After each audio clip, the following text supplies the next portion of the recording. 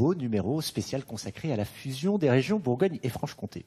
Et pour répondre à toutes les questions de nos différents invités, les deux présidents des régions, le président de Bourgogne, François Patria, et la présidente de Franche-Comté, candidate socialiste aux élections régionales, Marie-Guide Dufay. On va commencer cette deuxième partie avec du sport. Jean-Yves Bourgeois est avec nous dans le public. Vous êtes membre du comité organisateur de la Coupe du Monde de ski nordique de Chaux-Neuve. Et vous avez bien, vous, comme on l'a entendu tout à l'heure avec Jean-Michel Mazet, des questions sur la future politique, on va dire, en matière de manifestations sportives de la future grande région. Effectivement, bonjour.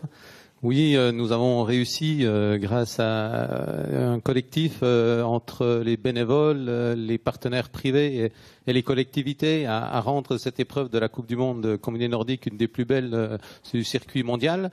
La région de Franche-Comté a contribué fortement à cette réussite par son aide financière et logistique. Elle est également partie prenante dans le financement des installations. Nous sommes au calendrier de la Fédération internationale de ski encore jusqu'en 2018 à ce jour, avec en plus une obligation supplémentaire à partir de l'année prochaine d'organiser une coupe continentale qui est une coupe du monde B sur un autre week-end. Donc voilà, est-ce que cette nouvelle région va pouvoir continuer à être à nos côtés pour garantir la réussite et pérenniser cette belle compétition qui est que nous on souhaite bien sûr conserver. Est-ce qu'elles auront les compétences pour? Écoutez, la nouvelle région n'a pas vocation à arrêter ce qui marche bien et à arrêter ce qui est excellent. Là où on a peut-être des problèmes par rapport à la nouvelle région, c'est de voir si on a des choses qui sont redondantes. Alors là, je ne pense pas qu'en Bourgogne, il y ait redondance par rapport à ce que vous faites à Chaux-Neuve. Dans le Morvan, s'il vous plaît. Dans le Morvan, non. Donc, a priori, vraiment tous les éléments sont au vert pour que vous continuiez, que vous rajoutiez à la tranche A, à la tranche B, et puis que Chaux-Neuve soit toujours la capitale du combiné nordique, la capitale mondiale du combiné nordique. Qu'est-ce que ça représente justement pour la Franche-Comté, mais demain pour la Bourgogne-Franche-Comté, un événement comme Chaux-Neuve? Mais un événement comme celui-là, il va être sur la grande région, je pense, attractif pour les Bourguignons qui déjà viennent nombreux chez nous pour faire du ski de fond, parce que on est là dans la patrie, l'univers du ski de fond. C'est le Haut-Jura, c'est le Haut-Doubs, et c'est les champs, c'est les espaces infinis et magnifiques. Les Bourguignons, ils viennent assez nombreux. Ils vont y venir encore plus nombreux quand ils vont découvrir Chaux-Neuve. Jean-Yves Bourgeois. Oui, écoutez, c'est rassurant, c'est bien.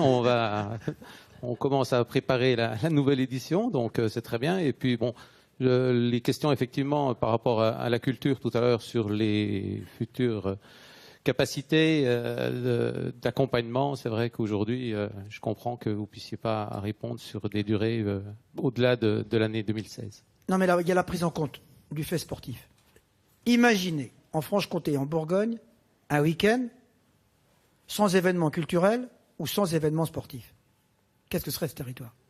Donc, c'est pour ça que la région, et nous avons nos deux régions, depuis 12 ans, avec Raymond Fournier, puis avec Marie-Guide, augmenté les crédits pour ces événements. Nous les avons accrus. Et il y a des événements quotidiens. On ne peut pas laisser les petits clubs qui vivent chaque jour de côté, les petits clubs qui font vivre les territoires. On ne peut pas non plus ignorer les événements nationaux. Nous avons soutenu le Grand Prix de Manicourt. Nous ne le soutenons plus aujourd'hui parce qu'il n'est pas envisageable aujourd'hui. Mais quand il y a une étape du Tour de France, dans nos territoires, chaque fois nous l'avons soutenu. Quand il y a une finale de la Coupe de France, nous venons de la soutenir par ailleurs. Les événements nationaux, internationaux, la région ne passera jamais à côté dans tous les domaines du sport.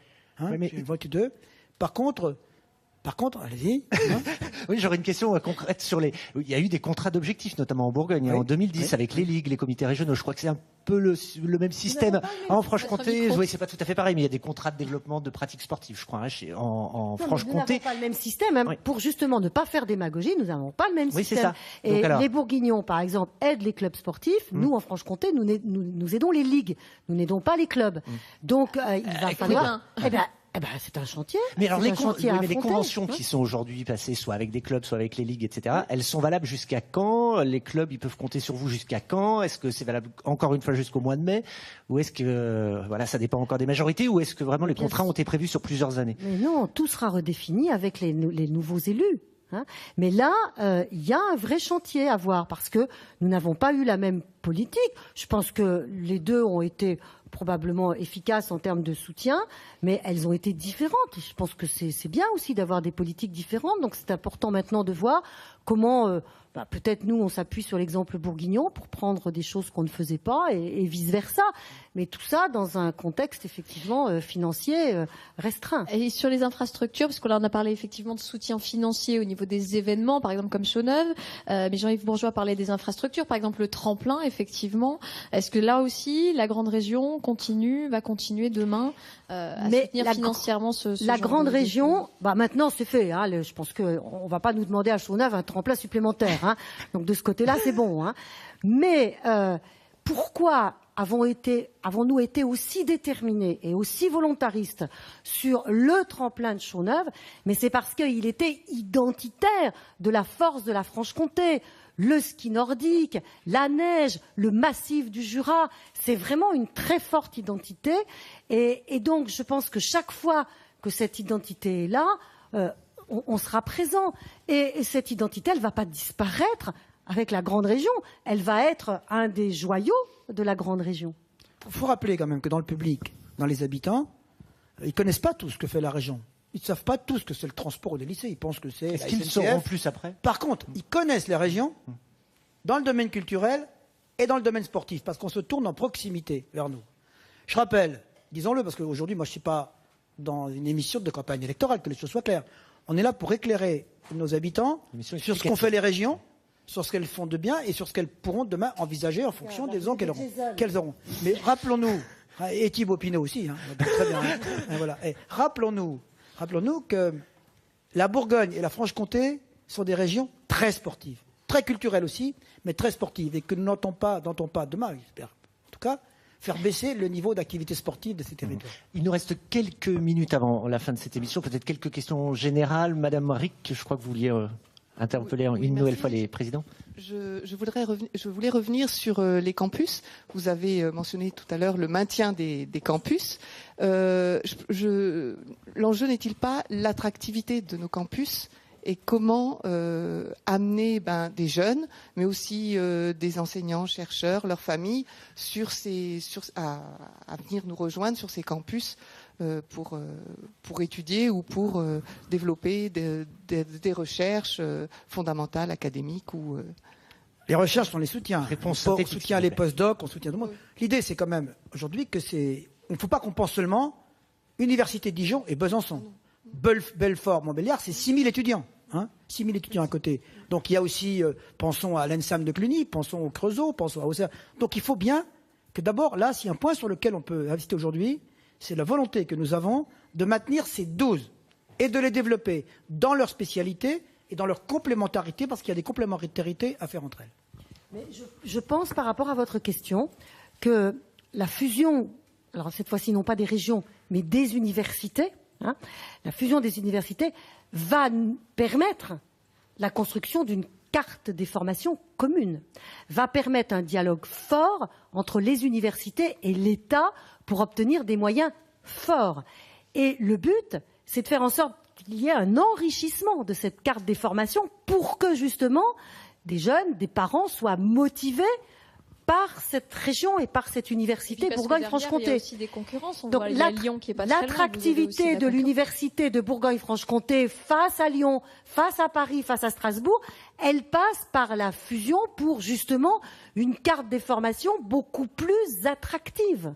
Jean-Michel Maté, je crois que vous aviez aussi une question. Oui, là, je quitte ma casquette culturelle. Une question plus de citoyen.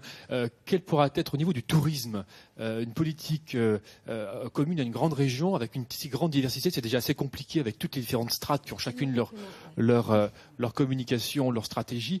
Est-ce que j'imagine que vous avez planché sur la question? Mais je me pose la question quand même de la politique en termes de tourisme. Il y a un domaine qui nous fait pas peur, c'est vraiment celui-là.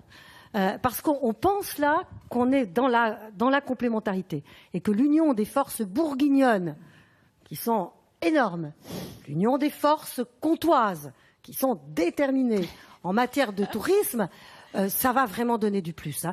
Alors on a déjà nos instances, comité régional de tourisme, qui travaillent ensemble pour que très bientôt, il n'y ait plus qu'un CRT, comité régional du tourisme, pour qu'on aille vendre à l'extérieur avec encore plus de force cette région vinicole, cette région avec des paysages aussi variés, avec un patrimoine naturel et bâti d'une richesse exceptionnelle.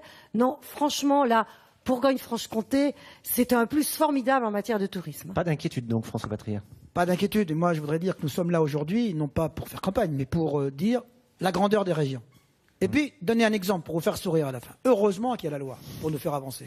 Que si on avait interrogé les gens dans 4 ans encore, écoutez bien, on n'aurait pas fusionné. Je vous prends le double exemple. La loi dit, les régions fusionnent. Dans 2 ans, ça sera fait. La loi avait dit, essayez de réunir, de fusionner les universités. Ça fait 8 ans qu'on a commencé. Il faudra encore 5 ans pour y arriver. 13 ans. 13 ans. Si on y arrive au bout. Vous voyez que la loi, elle permet parfois d'accélérer les choses, de les faire bouger. Et ce que j'espère, moi, c'est dans le bon sens. Monsieur Jeannin. Oui, nous sommes demandeurs, nous, d'une réunion de travail technique entre les associations d'usagers de Bourgogne et de Franche-Comté et vos services. Nous ne voulons pas laisser vos services aux seules mains des opérateurs ferroviaires officiels. Il n'y en a qu'un pour le moment en France sur le TER. Je n'aime autant ne pas le citer, mais je préférerais que ça soit comme ça, une réunion de travail.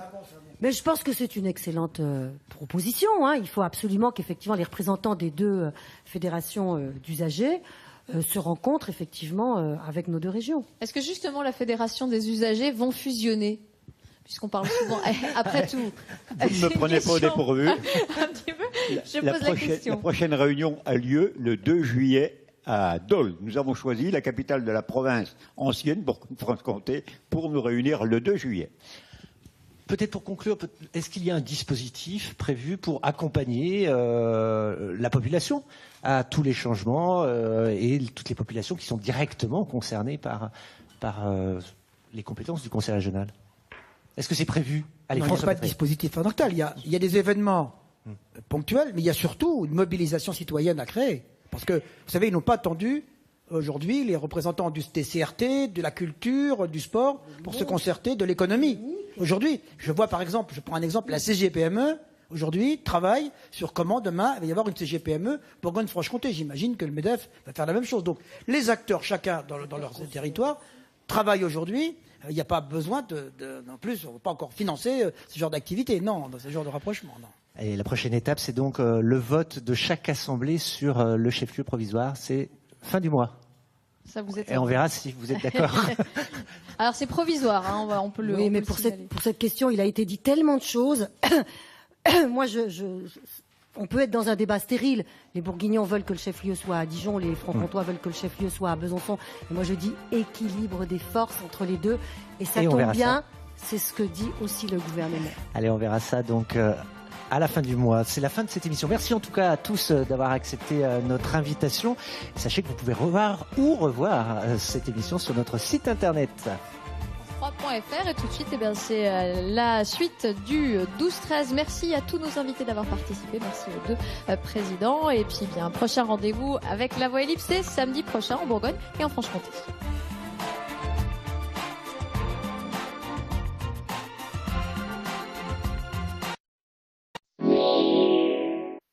Envie de sortir? Voici la météo près de chez vous avec le Casino de Bourmont-l'Archambault.